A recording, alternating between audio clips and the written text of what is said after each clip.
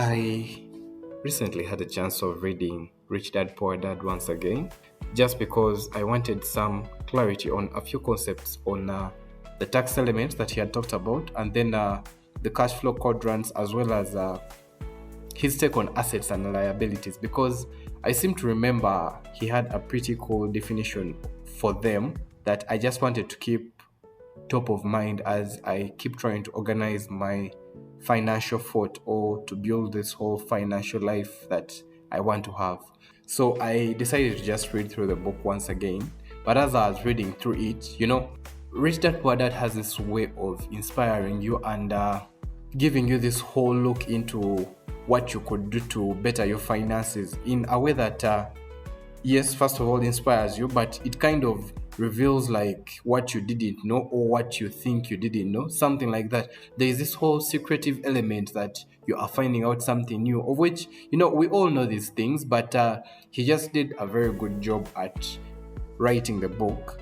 And due to that inspiration, I just wanted to share some few insights and anecdotes that I found interesting and might help a few more people, though I would definitely recommend you read the book. Please just go and read the book. It's a small book. It's small-ish, okay? The copy I have a digital copy, so it was about 240 something pages, but literally the book itself and the gist is in around 190 pages. The rest is an extract of the next book, which was Cash Flow Quadrant, and then at the beginning he has all these empty pages. They just leave empty. I don't know why publishers do that, but anyway, I first read this book in high school. I actually read it during prep. For those of you that don't know what prep is, in our school system here in Uganda, this is a time that is okay. There are these times that are designated outside of the normal class hours, so outside of the 7 a.m. or 8 p.m., whatever time class starts for you, to 5 or 4:40 or 3, I don't know. But depending on the school, there is time outside that can be used literally for anything. So a teacher could come in and teach. You could use it for personal study, but you're required to be in class, and that is prep. So there is morning prep, usually 5, 4, 5:30 to 6 or to 7, depends. And then there is evening prep from like 7 p.m. to like 9 or 10 or even longer. But in my case, it was morning prep 5 to 6:30, and then evening prep 7 to 10 p.m.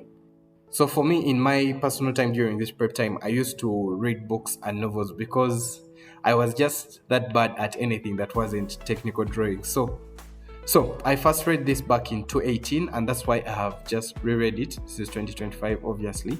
And I think that's literally enough for the intro. Let's just get into the episode. Wow.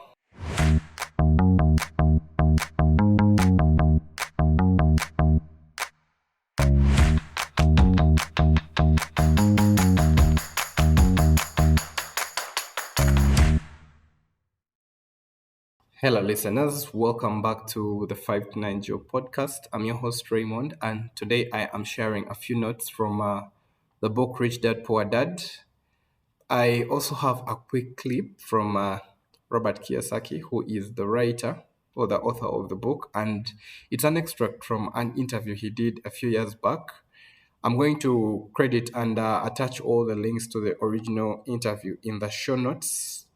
But for now, just make sure you stick to the end and have a good listen to how he explains the concepts in the book. It's a pretty cool summary of what I'm going to talk about and what he talks about in the book. But, for me, I have always found that listening to the voice and relating it with video and then with the pictures and with the words just seems to get it further into my, that long-term memory. So just stick around for that, and definitely if you want to listen to the full audio or if you just want to listen to more of Robert Kiyosaki's work, I would just encourage you to just Google it or just go to YouTube and find as many videos as you can on the Rich Dad Poor Dad series. Okay, let's get into it. So the book was written by Robert Kiyosaki, and it contrasts the financial mindsets of two figures. And in this case, Rich Dad emphasizes financial independence through investment and entrepreneurship. And then the second personality is poor dad, his actual biological dad or father, who represents people that stick to the traditional employment and savings that most of us fall into, the category that most of us fall into. So it's definitely not fiction. These were real guys, and the stories within the book are real as well. Anyway, the whole premise of this book is to drive us, the readers, from thinking like poor dad to thinking like rich dad.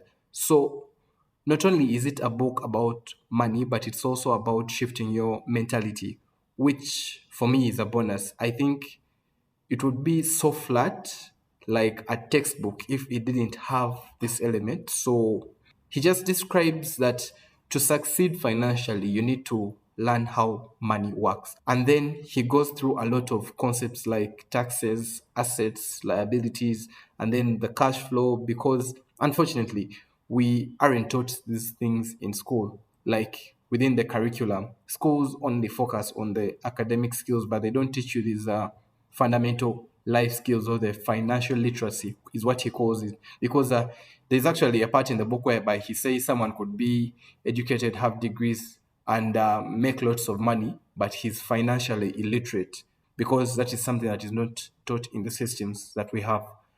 Anyway, he goes ahead to break this down, this whole financial literacy thing. He breaks it into a game of assets versus liabilities. And the definition I was actually looking for is this for the assets and liability thing. An asset is something that puts money into your pocket. He had the simplest definitions for these things, guys. An asset being something that puts money into your pocket. So those are investments, real estate, like rentable real estate, not just real estate. And then businesses, things like that. And then a liability being something that takes money out of your pocket. So that is debt. Remember, when you are servicing a debt, regardless of the fact that you borrowed the money, it is taking now money out of your pocket, so it is still a liability. Cars, just because when you buy it you still have to repair, you did put gas, those are so, and all these other expenses including your house. And he measures on this whole thing around your house being an asset or liability, and he poses the question and then he debates it. And he looks at how rich people attain assets, and then how the middle class attain liabilities and think they are assets, and then poor people don't attain any assets, they just simply have liabilities. I mean, at first, the first time I read this book, I kind of felt like he was going at his dad so hard. Like, I couldn't disattach the emotional connotation of calling your dad your like biological dad the poor dad, and then calling someone else the rich dad, and then going through all the book and pointing out all the inadequacies and weaknesses that your dad has, that he was teaching you, that this other person that was not your dad is now trying to correct and put you on this other path. But I mean, you just need to read the book with an open mind and not just think about that. But basically what he says is that most people think that their house is an asset, that the car is an asset, but once it starts taking money out of your pocket every month, every day to maintain it, it's not, it's a liability. And but if you turn around and rent the two out, so if you rent your house or your car out so that they are paying you, or you find a way to kind of monetize those assets or those specific objects, or a skill that you have, that is when it becomes an asset, in other words. Because now, let me say, if you rented out your car, that person would be paying you something every month, that becomes an asset because it brings money into you. But if you're putting money into it every month, so again, it's just about putting money in and out of your pocket. Poor people get liabilities, call them assets, but only get poorer because they just keep losing more and more money, while the rich get rich because they get assets, and then they get more money from those assets, which makes them richer and richer. I don't know if that's English there, but yeah, let's go on. He also goes ahead to talk about the job thing, and he says instead of focusing solely on earning a paycheck, work to gain skills and knowledge so you are able to build wealth like Rich Dad and not benefits like Poor Dad. He actually began this topic by contrasting that, his poor dad was valuing the security and the paycheck that the job was giving him, that, oh, my job gives me healthcare, what, those are the benefits.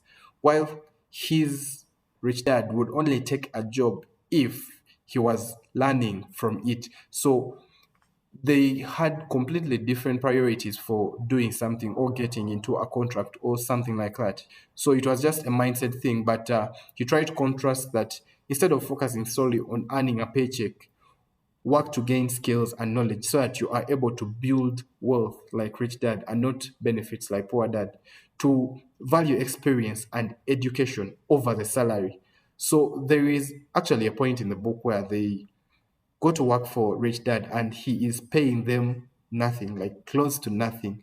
And that was the lesson there. Do not rely on the paycheck, because then you get addicted to it and you don't think of ways to make more money, which is true. He actually went ahead to explain that most people, when they get addicted to the paycheck, they get stuck in the rat race. So the rat race is kind of this connotation whereby someone is stuck in this loop of working hard just to survive, but again they are being taxed, and then they have all these expenses, they have all these liabilities that they think are assets, and they end up not building wealth because you're just working tirelessly and endlessly to pay your bills with no wealth accumulation, instead of investing in assets that are going to help you generate passive income so that your money works for you. Instead, you are working for money. And in the story I was trying to tell you, when they went to work for Rich Dad, he started by paying them something like 90 cents, 30 cents. And then as the weeks went on, this guy literally like cut off all the pay. So these guys were going, they work, they go back home, and they have dry lips. So, and his poor dad got annoyed. He was like, this guy is trying to, take advantage of you and everything. He's just using you for free labor. Let me go and have and show him. You get it?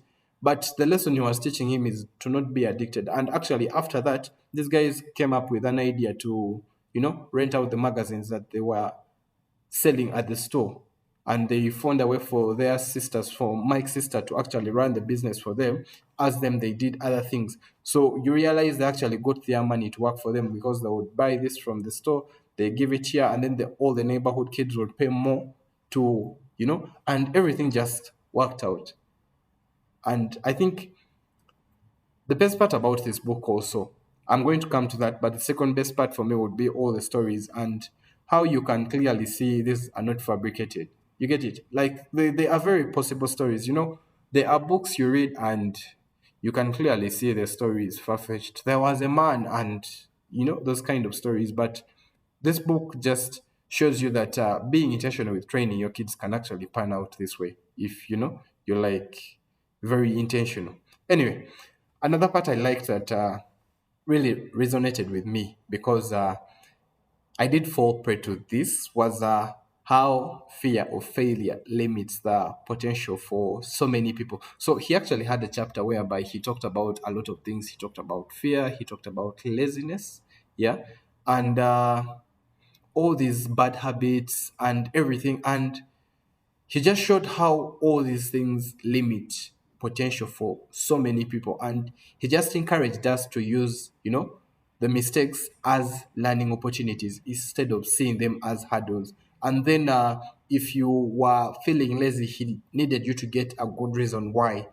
Things like that. He was offering these solutions to these life problems. And actually, there was a part where he reached and he was like, if you don't have a strong reason why you want to get rich or anything, I advise you don't go on reading this book, because you're just wasting your time. Going forward with this book would be like being in this whole loop of thinking you're doing something without doing anything. If you don't have a strong reason why, if you're not going to endure to actually be disciplined enough to try to change your mindset, you're not going to benefit from reading the rest of the book. But yeah, fear and fear of failure definitely limits a lot of people's potential, and he just talks about it so well in this book. The Next part is one you should definitely read because even if I try to explain it, it would make the episode a little longer than I would wish for, considering I'm going to add an audio clip at the end. But he breaks it all down. How the rich use taxes to stay rich and then keep more of their money. So definitely check it out how they use corporations and the tax slips through, and then you get your just go and check it out. The other thing about the book is that it has all these illustrations, so if you're having hard time understanding where liabilities come in and how your income, how you can use the C corp or the S corp before being taxed, and then it comes into your income, and you can use your expenses in the C corp, you can definitely just follow along with the drawings that are in. And for anyone that likes drawings, personally for me, when a book has pictures, I just get more excited to read it. I don't know if everyone else is like that, but yeah, that's another good thing about this book. Anyway, he also advises us to surround ourselves with financially intelligent people and to learn from them. This is something I didn't remember from the book the first time I read it, but I saw it this time. And then in the audio, he goes ahead to explain it further by using the analogy of having to build a rugby team so you can win more. In other words, surround yourself with the best, seek mentors and study successful individuals to just fast track your financial journey. And I guess this brings me to the last part I want to talk about, and that is the mental part. The mental shift is in realizing that money is a tool and not the goal. That was what he was actually trying to preach all through the game, or all through the whole book. Money is a tool and not the goal. That wealth gives you options to live life on your terms, and that whoever is chasing after money is doing it the wrong way. These days it's called chasing the bag, okay? But it's still the same thing. So the better way is to have money work for you, not working for money. So essentially, do not chase money for material things. Just use it to design the kind of life that you want, to design a fulfilling life. So you set up all these assets to take care of your family. You set up all these corporations, set up the partnerships, use all that financial intelligence that you have gained in the book to make sure you have a better financial life, a more fulfilling life. The other two things in regards to the mental part is shifting your mindset from scarcity to abundance. So shifting from scarcity versus abundance. So an example here is shifting from I can't afford it to how can I afford it. That is a very big and powerful mindset shift. And then finally, in the mindset game, is to shift from paralysis to action over analysis. So to take action and learn through experience instead of overthinking. So that's just everything I wanted to share from the book. I've had a few points jangled in and out. I haven't really gotten to to like the core things that he talked about, because these are things I was trying to recollect from the book to see if, I'd read it and understood it. But definitely go and read the book. I have not done it justice. And like I said, get a copy, read it. It's so widespread that you can easily download it from the web. But like any reader will tell you, it's better you actually read it in a physical copy or in a physical form, so that you can just read the book. You can underline, you can bookmark and everything. But yeah, I definitely recommend reading the book. Okay, so I had promised you an audio at the end, and here it is. The moment you accept a paycheck, your brain goes dead. He says, as long as you're hungry, you'll think. My rich dad started teaching me about money on one condition. And that condition was he would never pay me. He says, the moment I pay you, you think like an employee. He says, that's the trap.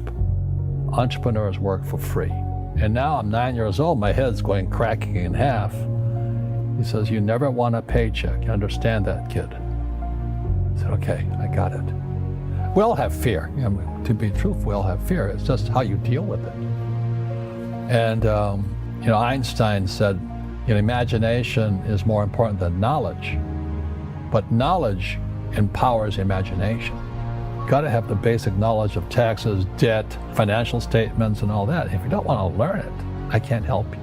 So my poor dad never wanted to learn what my rich dad was teaching me. And what most people lack is real business knowledge. You got to know that stuff, but they don't teach it in school to anybody. The school system was designed to teach you to be an employee, which is important, or a doctor or a lawyer, a specialist, but never about money. Poverty is passed on. It's taught in your families.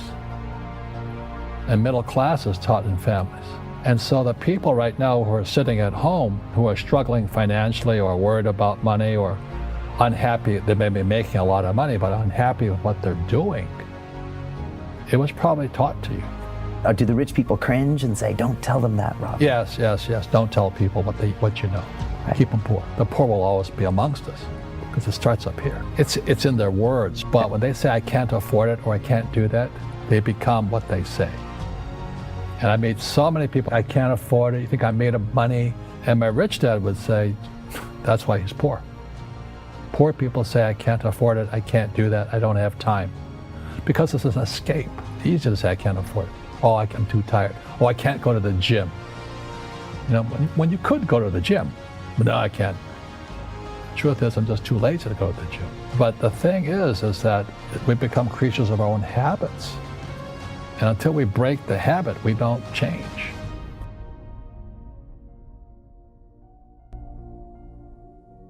But the way he taught me about money was playing Monopoly. And finally one day I got upset. I said, well, when are you going to teach me about money? He says, what do you think we're doing? We're playing Monopoly. He goes, no. What do you think we're doing? We're playing Monopoly. He says, what do you think we're doing? So I don't know. I'm teaching you about money. And then that's when, you have one greenhouse. He says, there's many formulas for great success in money. There's thousands of them. But one of the best ones found on the game of Monopoly. Still is today. 4 greenhouses, 1 red hotel. I said, what? He says, one of the greatest ways to acquire great wealth is playing Monopoly in real life. 4 greenhouses, 1 red hotel. Well, is that all there is? He goes, that's it. And he says, what do you think I'm doing? And I went, I don't know. So then he took me out and he showed me his greenhouses. And 10 years later, when I was 19, I was now in school in New York, and I come back to Hawaii, and Rich Dad had bought the biggest piece of land smack dab in the middle of Waikiki Beach. And when you go to Waikiki Beach today, you'll see the Hyatt Regency Hotel. That was his hotel. Just like the game of Monopoly. Just like the game of Monopoly. Acquired assets and they became bigger assets. He just kept what's called an assemblage, because that property wasn't that big at the time. So he had to buy out all the small guys. Because Waikiki was a little dirt water little town. So he'd buy out this shop owner and buy that shop owner. And it took him a while, but he finally assembled this large piece of property. And then he and Hyatt put up this giant hotel. It just sold for $800 million. So that's how I learned about money. And then Rich Dad Poor Dad came in '97. And the story goes, every publisher turned me down. They said, you don't know what you're talking about. Because they said savers were losers, your house is not an asset, and the rich don't work for money. And so the publishers are like my dad, academic superstars, they're the A students in school. And so they turned the book down. And it took going by self-published route. A lot of network marketing companies picked up the book, like Amway and those guys. And they picked up the book to help recruit, because it's about financial independence. They're about the same thing I am. And then Oprah called in 2000. And then the next day I'm on Oprah, and I went from obscurity to world famous, overnight success in 2000. And the book has been on the New York Times bestsellers for 7 years, until the New York Times took it off. They said it had been on too long. But as you know, most people in publishing or journalism, they're on the other side of the coin of capitalism, So they don't like guys who make money. And that's like my poor dad's side. So that's kind of the story. And, I I play Monopoly in real life. I don't need a job. I don't have a retirement. Don't need a retirement. I don't want the government to take care of me. But I felt a social responsibility to teach. And that's what my rich dad did for me. And the average person, the reason they're poor is they haven't failed. You know, they play it so safe. They haven't made any mistakes like they taught in school. That means they don't learn anything. That's why the school system's actually fundamentally corrupt. It's anti-education. Right. Don't make mistakes and don't ask for help. And if I didn't ask for help, I have my accountants, my attorneys, my bankers, and all that. You know, I go into business like a rugby team. You know, boom, boom, and we kick butt. But the average guy is standing there, oh, I'm an A student, I'm going to do this all on myself, and a bunch of rugby players run you over, and you go, well, they're not playing fair. Yeah, well, you're playing stupid. You should have a team. You should have accountants, attorneys, and bankers, and all that stuff. But that's not the game I want to play. I said, then don't play the game. You know, the game of business is played with accountants, attorneys, bankers, hate to say it, politicians. You know, you got to know the game.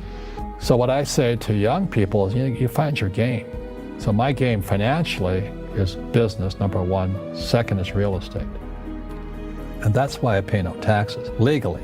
It is a combination of business and real estate that gives us an unfair advantage over employees because they don't know what to do. You know, your superego was taught, get a job, work hard, or you'll never be rich, or the rich are evil, or whatever. And until you change your mindset, Correct. Money won't help you, right? Correct. And we see that with people that win the lottery, people that make more money, they still have the same problem. Right. Because they have that poor man's soul. Right. If you're poor, you'll always be poor. That's really hard for people to Yeah, understand. the money will disappear that fast. Just like most pro athletes, they make millions of dollars, and 65% are bankrupt 5 years later. It's because they come from poor families. Now you tell them that, they get very angry at you. It's not, it's the rich fault. It's you guys ripped me off and government ripped me off. But unfortunately, what Mr. Lipton was saying, it's passed down genetically. That's the frightening thing.